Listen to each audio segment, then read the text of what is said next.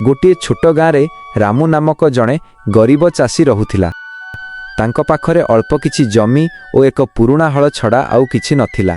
तथापि रामू केबे दुख करू नथिला। प्रतिदिन सकाळु उठी माँ माटी को प्रणाम करी से निज खेत को बाहरी जाउथिला। खेतरू जहा अमल हेउथिला सेथिरे से तार परिवार चलाउथिला। किंतु समय सबुबेले समान रहे नाही। एक वर्ष भयंकर बन्या आसिला। देखु देखु सबु फसल नष्ट होईगला। गाँर अनेक चाषी हार मानी सहर को चलीगले, किंतु रामू हार मानिला नाही।